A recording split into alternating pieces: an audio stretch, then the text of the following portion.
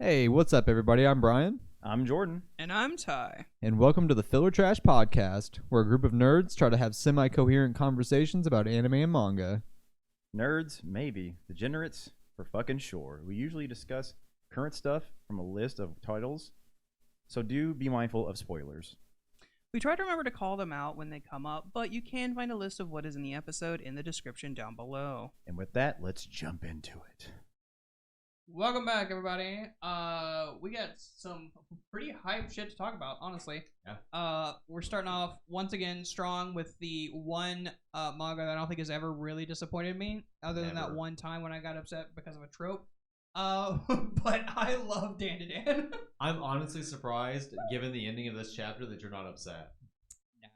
I'm not. I loved it personally. I think it's really. I funny. thought it was the great ending. No, but honestly, when I saw it, I went, "Son of a bitch!" I knew you were gonna be. As soon as I saw, it, I was like, Ty's gonna have some shit to say about this. Son of a bitch! And I'm so fucking ready for it when he does. Oh like, my I'm God. fucking goddamn so. I was so fucking It stoked. still didn't disappoint me, but I was like, piece of shit. I legitimately thought it was one of the funny, one of the best entrances I've ever seen. So they fucking destroyed old boy's suit, but everyone's pretty much fucked at this point. Like everyone's been beat to shit and back. Ira and Momo are done. Like, or not Momo. Ira and Gigi are just fucking done. Momo and Okurin, thank you. I just can't think of the names. You're struggling today. Escaping me today. Yeah, I don't know what it really is. struggling. I just today. can't. Like, names are just escaping me today. Go get yourself checked. Momo does her whole thing. Her like beam, yeah, and then Oh, wait, this is not the right chapter. No, you're on the wrong chapter. How did I end up here? I don't know. No. Go to 111. Is that the right one? Yeah. No. Oh no, it's 112. You're way behind. I don't know how I ended up. Here it is. No. Oh my God, One sir. more. I swear, one more. There. Okay. There it is. All right, we got. All right, yeah, because friggin' Okurin stomps the big boy after he can't do his space thing. Yeah. Saves Momo. They're all good, except he freaking stupid tentacle man crawls out. I love this moment, by the way, where like they're like Momo's like thanking Okurin for saving her, and he's just fucking pissed off. He's really pissed off. Like, what the fuck is wrong with you? Like, I love you, you dumb asshole. And then it just goes right back. Shit's getting fucking. They're just getting blasted left and fucking right. And then Vamola comes in with the fucking just freaking dino suit. Yeah, it's so funny. She punts it. Yeah. This stupid asshole. Stupid nerd. Yeah. I knew he was gonna be a dumb little squid monster too. Like, I destroyed my things. Yeah. Fucking, what's mine is mine, what's yours is mine. Like, I love that that's just what he keeps fucking saying. I thought this was about to go to a bad place. Yeah. Because of previous yeah. indications. My question is, how the fuck does he even know how to operate this fucking suit? They're all the same. Are they all the same? I think they're all the same on the inside. That makes sense. I think the exterior just changes based off of what they feed them. That makes sense. Like the mothers or whatever the fuck those things are called. Fucking terrifying. The abominations. Goons. This is fucking so sick though. This looks wild. This fucking slaughter mode for her for Vamola's suit is what fucking is dope. What is the if Jordan was here he would know. I also realized I'm talking into the wrong side of the mic again. I'm trying to be more conscious of that. I'm sorry. Freaking it's the Godzilla that's undead, the zombie one. Oh, Jordan would know. It's like Godzilla Kaijin or Raijin or something. I don't know. I'll be honest with you. If you can remember, hit it up in the comments. But there's a Godzilla movie where Godzilla's literally like a zombie thing. It doesn't look per se like this, but it reminds me of this like weird nonsense. And it's perfect because I'm wearing the shirt today. You are wearing the shirt. This looks like fucking Craig from Super Metroid. Does. This straight like that. That's immediately what I thought of when I saw this thing. I was like, this is fucking Craig. This is great for Metroid, and I love it. I'm here for it.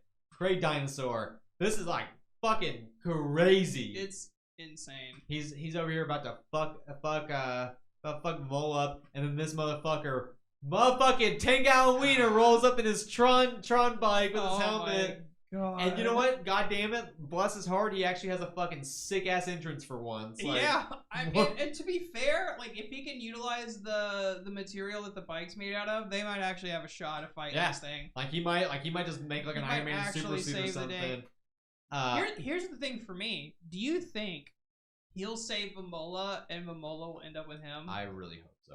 Because my man Tingyao Wiener deserves some love. I don't know if he deserves some love, but I do think that's a realistic thing. He's a pathetic nerd. He's a valor thief. He's a piece of shit. He is a piece of shit valor thief.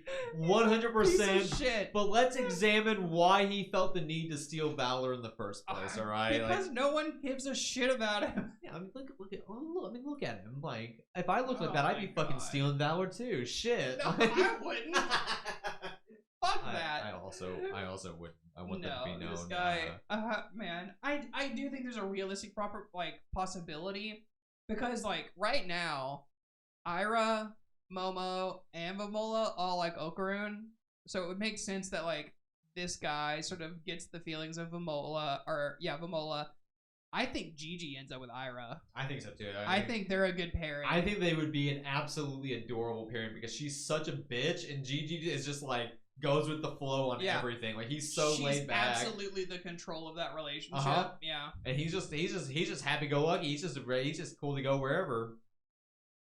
He's sorry. great. I got really distracted because I was watching the mouse drift on its own. Oh yeah, because it's because the where it's plugged in at. Okay. Awkward on this side. I was seeing if he was over there fucking with us. I mean, I wouldn't put it past him. It's a shit. He did it. Oh no, I've lost it. There it is. I found it again. But yeah, in all honesty, very hype about this. It was a cool moment for him, which I did kind of enjoy. And also it's a very like natural progression of like how do they get out of this shit? Yeah. And then when literally all of the rest of them are tanked out, like dumbass just shows up to save the fucking day. Because Grandma and Turbo Granny can't get there. Yep. And and speaking of dumb nerds who saved the day, let's talk about Chainsaw Man because this is one of the funniest fucking chapters of Chainsaw Man that I've ever fucking read. And I had to take a 3-minute pause after I read this chapter and was just like, what the fuck did I just read? I was cackling in my car at work reading this. It's insane. First of all, I love this beginning part where this dork's just like, are you wearing a Chainsaw Man shirt? Because I want you to know, among the well-informed, there's a theory that Chainsaw Man is stealing all the credit for Asami Taka's accomplishments. Oh, she's a student at school. And then some other asshole just comes up and he's just like, hey, you motherfuckers, are you talking bad about Chainsaw Man? And just, like, great. It just fucking, just gets into a fight. Can I tell you, go back to 2 pages, like one more, because clearly, it's not. I thought the glasses kid in this panel was the kid who comes up to Denji. No, this is. But it's a different guy. That's who Jordan thinks is Tatsuki Fujimoto. Jordan thinks it's Fujimoto. Which I wouldn't be surprised if it is, honestly. But I have been the kid on the other side of the hallway watching this interaction. I've seen this fucking interaction. Oh yeah, happen. Absolutely. Just fucking dumb shit. Denji just beats the shit out of him too, which is great. I like it. Does crack me up. I thought for sure at first he was just getting blamed, and then later you find out he actually did throw it. He lost one tooth, alright? One tooth. He's fine. So Octopus Boy takes Denji to the movies, and they're just watching a fucking movie while the fucking devil is just. There's just a devil. Devil dead. just got fucking murked. We don't even know what devil it is. It's just some random ass squid-like devil. Like just gets fucking got murked by the fucking movie theater devil hunters. Yeah. That's how you know this thing is bottom tier. That these fucking probably like 18-year-old kids that they're paying to part-timers at the movie theater. Yeah, who are paid to kill devils, and this thing got fucking wrecked by them. Like fucking nerd. So funny. Easy money. So they're having a little back and forth discussion. This fucking sentence. There's no way. There's no way there's a girl in his class that wants to date Denji. Absolutely there's not. No way. Absolutely not. This girl is like either A, he paid her, or B, more likely she's not. She's like a devil. She's a devil, exactly. Yeah, like this fucking. And absolutely a devil. And I love it because like Fujimoto just weaves these disgusting pervy like interactions and just weaves like really nice like social commentary into it. Like Denji and trying to figure out what it's like to be normal, what it's like. I actually literally had a great conversation with a person I work with today. They're not nearly as far into Chainsaw Man as I am, or we are. Sorry, weirdly possessive, but like as we are, they're like watching as it comes out, and so they were talking about the social commentary of like, Denji's like kind of trash with women, but it's because he doesn't understand, and like he never had the chance to. And then there's that interaction where like, kind of flipped on its end, the usual stereotype would be like an adult man coming on to a high school girl, while it's an adult woman coming on to a high school boy. Yeah. And neither one of it's like a weird situation, and it's very like uncomfortable, but it's supposed to be, and then ends up throwing up in his mouth. Yeah. It's all this... Yeah, it's great. It's all great. Yeah. And this girl, like, let me tell you, this girl is fucking creepy. She's so she creepy. Looks so creepy. And Denji's just like I also just love that he's simultaneously the most arrogant person in the world, while trashing himself. Well, also I'm super depressed right now, but also I'm like a really amazing person. I'm I just can't turn the charm on today. I doubt I'm gonna be all that charming today. Like fucking great. And then this creepy ass, like this girl is fucking creepy looking. She also looks like she also is wearing a similar uniform to Fami. But I think that's just the normal school uniform. But Denji's face here just. That's it's I think this resonates with me so hard because I was fucking dingy in school, like as like a young man. Like girls were not lining up to go on dates with me. Sure. Like a girl just touches my wiener out of nowhere in the movie theater at 16. Like I would have the exact same fucking reaction, but like. Is this what is happening? Is she touching my wiener? Like, I'm not gonna name drop, but I've been in almost this exact situation where it's like we're sitting in an auditorium and like I think we were a part of a drama class or something, but like most of the students were on the stage like making stuff, but there was like a group of students who'd been like, we're just sitting like working on stuff. Absolutely fucking happened to me, and I'm like, I don't know what the fuck to do here. Like, what am I doing with this? I also love that Fujimoto doubles down on it, and Denji says, Denji thinks that she's touching my wiener not once but twice, and the second time he's got a way more fucked up look on his face. He's like freaking out. I love this panel. Like this panel is a page, but like if you're curious about the panel we're talking about, it is the thumbnail for this video. Like that's exactly what we're talking about. Yeah. It's wild. She's touching my wiener. What a fucking line. I love. Also, regardless of how this plays out, Nayuta's gonna smell her. Like she's gonna figure it out. I would not be surprised if Nayuta just comes. Just shows up. Just fucking kills her. I just Chainsaw Man. Fujimoto never fucking. I think Fujimoto just has is one of the most talented writers in manga. Absolutely, and just it's in general, incredible. I just think that his ability to simultaneously keep a story light and fun while also weaving these deep cut emotional commentaries into the story, and then also just flipping it on its head and just transitioning from this Denji's actually opening up and expressing his feelings right back to she's touching my fucking wiener. It just you don't see that very much in you don't see writers that are able to kind of balance that so effectively. Or if you do, it comes across as cheesy and weird. Yeah, it comes as really weird. But Fujimoto is just natural and at he's it. always done that. Just take Fire Punch, for Yes. example. The very first thing when you meet the brother and sister, and then they have this weirdly tender moment where they imagine what their future would be like, but together as a couple, and you're like, gross, but also how is it really sweet at the same time? It's really I don't know how to feel about it. Yeah, I mean, it's because he puts it in a setting where that would be realistic, these a post-apocalyptic frozen tundra. All they've got is each other. They only have each other. Genetic incest at that point doesn't fuck. Because first of all, the world is over. First of all, I mean, realistically, incest is fucked up because it's it really takes multi-generational, usually at least multi-generational incest to really start fucking up the gene pool a lot. Not that I'm in any way condoning incest. I'm just saying realistically, they're not gonna have a fucking mutant kid or anything if he did knock her up or whatever. But that setting, a post-apocalyptic world where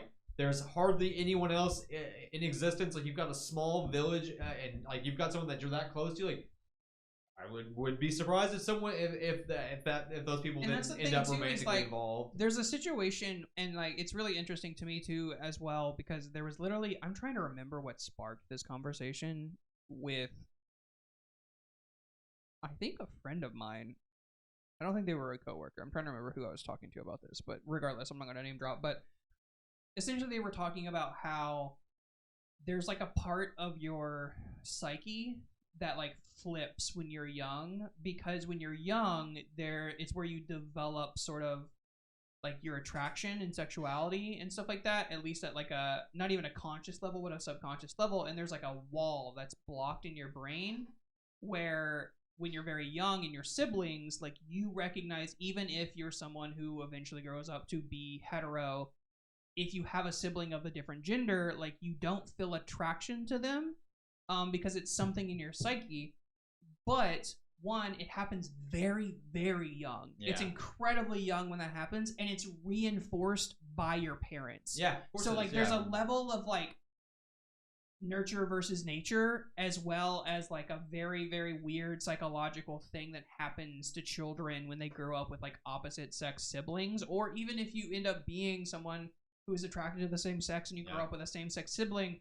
It's just like this weird thing in your brain. It's like, no, don't do that. That's weird. And I even had another friend in college where she explained it to me, like she was someone who traditionally attractive men weren't attractive to her because she grew up with 4 brothers who were all fucking jacked, tall military men. That makes sense. And so she's like, I'm into chubby guys. Like that's just who I'm into. And I was like, okay, well, like sure. But it makes sense. Like how you develop really like structures around that, and it has a lot to do with a lot of different psychological things, which in that post-apocalyptic world you wouldn't have. Like their parents were long dead. Yeah. There's nothing stopping this. Like this girl has no concept of like societal rules and like who you're supposed to love and like what attraction. Like she just sees this fucking her older brother. Like she knows that they're brother and sister, but there's no social taboo to like to steer her off the path of falling in love with her brother. Like like at that point, like her brother is literally her fucking savior. Yeah. Like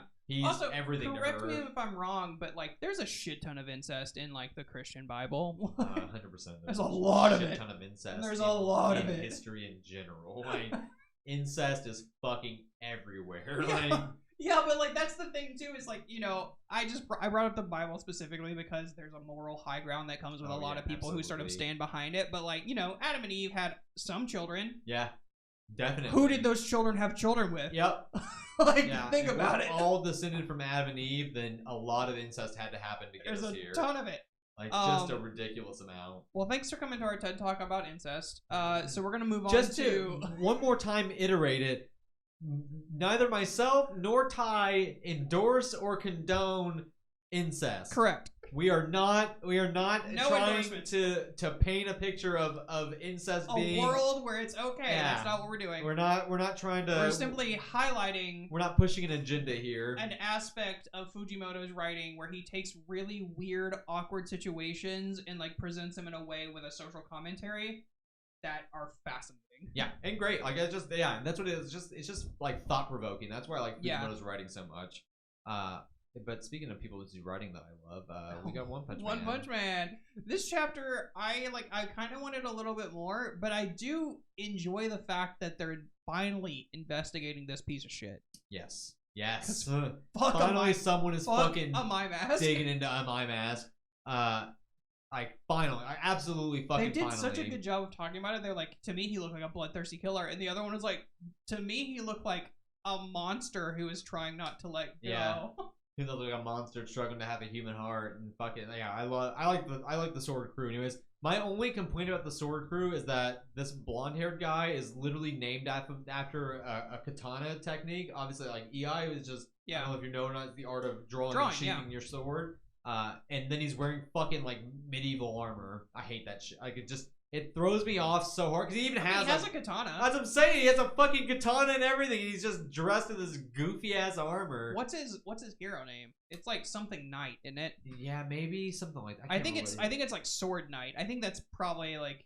Yeah, he's just a dork. This chick's you know what cool, though. Yeah, you know what really throws me off? Go back to him real quick. One more. What side is he wearing his sword on? He's it looks like it's on his left side. It looks like it's angling down towards the side that we're seeing. Okay. Because when I first looked at it, I was like, is this piece of shit wearing his sword on the side where he'd have to draw it with his nub? Like with his missing arm. It does look very like confusing. It is very like ambiguous, but my assumption is based on the fact that he has his right arm, it's probably sheathed on the left side. I think in the panel above you can barely kind of see it. It's on his left side. It is on his left side for sure. But I looked at that and I was like, you've got to be fucking kidding me. Because this fucking dork. Because he used to be, he used to draw it with that arm. Yeah. Like he used to be left-handed. I mean, he could do what fucking Shanks does, because Shanks has his sword sheathed on the same side as his. Shanks has his sword sheathed on the same side as his normal arm, though. Yeah, yeah. And he just pulls it out like this. Well, that's because Shanks rarely has to actually draw his sword. Yeah, but it's fucking like it's just goofy that he draws it like this. Yeah. Like, what the fuck are you like? You got another good arm. You got a whole other side you can fucking put this fucking sword on. Fucking hits him with the back of the blade. Draw your fucking sword like a normal person. This chick is fucking cool though. This She's sword, really cool. This sword chick, I really like her design a lot. I can't remember what her name is. I'll be honest. It's Yuta. Oh, it's right there. The camera's I'll be honest. I don't view. remember who these people are. These are they're the children of the previous sword group, but I don't remember who they are. Yeah, I don't know who. I don't think this is the first time that we're seeing these two. Honestly, No. These two, but like the sword people they're replacing, I don't remember who these sword people are. I don't remember who's like who their parents are. I think vaguely I remember this I think old man. I think they're part of the group. Like when they were all having tea. With that guy who became a monster? Yeah. I think they got killed in that fight. Got ya. Okay. Because that's the only time I remember seeing Atomic Samurai plus the other old dude, old sword master with anybody else. I'm pretty sure they were all having tea together. And then the one or two of them that were like, check it out, we're fucking monsters now. And then they were like, nah, fuck that. And then they killed off the other two. Or it might even be that they're just being nice. And their parents not are the telling ones... them that their parents changed into monsters. Yeah, it could be it. I don't remember. I'm right there with you. I don't fucking remember jack shit about them. That's so long ago. I don't remember anything about it. Blind Swordmaster guys, fucking dope as fuck though. Cracks me up when they go, the apple doesn't know it's cut. Yeah, he just fucking destroys the cliff, and then he's like, "Kidding me? How can you tell then?" My only complaint is that him saying the apple doesn't know it's been cut. Like there's still like. Usually that would be followed by like the apple like splitting apart to show that it's been cut. It's just an apple though. It's still just an apple. I'm like, how the fuck does that even make sense? Like, does it go apart there? No, that's rocks. Never mind. That's just him smashing shit. I like Atomic Samurai a lot though. And of course you got King, the greatest hero ever to live. Oh my god. And then we flash over fucking this little fucking dork. Where did he even put this? It's like outside in the ground. Yeah, it's like doghouse of this just like out front of this like metropolis tower. Like stupid ass fucking spermazoid. Also, it cracks me up that he literally was just like, "Yeah, move." Yeah, you're my Saitama's neighbor. Move. Get out of here. I'm gonna have to ask you to vacate. I'm moving in today. This guy just can't catch a fucking break with the people that he's meeting. Like, he just keeps getting fucked over at every turn. And then you got they're at sushi. They're at conveyor belt sushi, which is I'll be real with you. Like I'm not a fan of sushi at all, but I love the idea of just a conveyor belt, fucking just bringing food around to me. I don't remember where the fuck I went, but I remember distinctly. I want to say it was a restaurant in this big mall in Kansas. Because